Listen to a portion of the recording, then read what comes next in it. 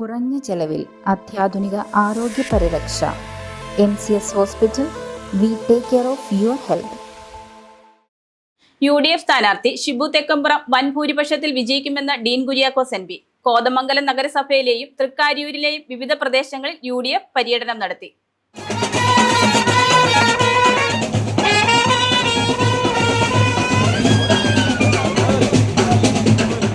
കോതമംഗലം നിയമസഭാ മണ്ഡലത്തിൽ നിന്നും UDF സ്ഥാനാർത്ഥി ഷിബു തെക്കമ്പുറം വൻ ഭൂരിപക്ഷത്തിൽ വിജയിക്കുമെന്ന് advocate Dean Kuriakose MP.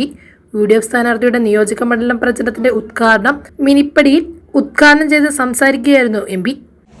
Kothamangalam assembly നിയോജക മണ്ഡലത്തിൽ തന്നെ വിജയിപ്പിച്ചാൽ ഈ നാടിനു വേണ്ടി അദ്ദേഹം ചെയ്യാൻ ഉദ്ദേശിക്കുന്ന പദ്ധതികൾ വിശദീകരിച്ചുകൊണ്ട് ജനസമക്ഷം ഓട്ടഭ്യർത്ഥനയുമായി അദ്ദേഹം എത്തിച്ചേരുകയാണ്.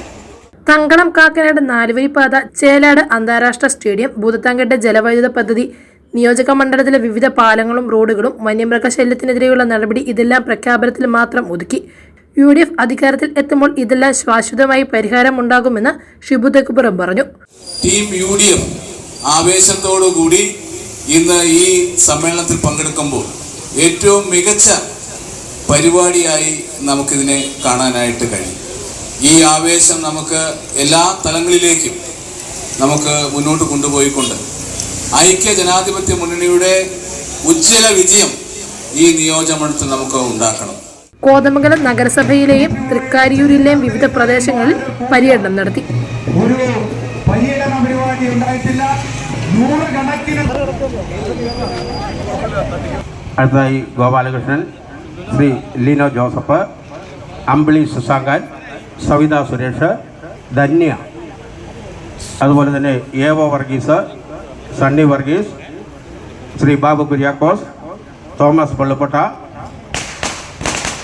സണ്ണി വടക്കച്ചാൽ. UDF നേതാക്കളായ Shameer Panakkal, Babu Elias, KP Babu, Ibrahim Kavala, PK Moidu, Boban Jacob, PM Sakkariya, Abu Moideen, MS Eldhose, AT Paulose, Bhanumathi Raju, Prince Varkey, Babu Paul, PC George, Jomi Thekkekara, Mamachan Joseph ഉൾപ്പെടെ നിരവധി നേതാക്കൾ വിവിധ സ്ഥലങ്ങളിൽ പ്രസംഗിച്ചു. News desk, Muvattupuzha news. എന്റെ കാഴ്ചയ്ക്ക് ചില ബുദ്ധിമുട്ടുകൾ അനുഭവപ്പെടാൻ തുടങ്ങിയത് ഈയിടെയാ. ആദ്യം ടെൻഷനായി. മകളാ പറഞ്ഞത് അഹല്യയിൽ പോകാൻ. അഹല്യയ്ക്ക് 30 വർഷത്തെ പാരമ്പര്യവും വിശ്വസ്തതയുമുണ്ട്.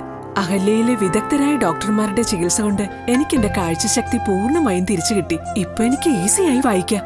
നേത്ര സംരക്ഷണത്തിന് നമ്മുടെ Ahalya. Ahalya foundation eye hospital, കേരളത്തിൽ എല്ലായിടത്തും.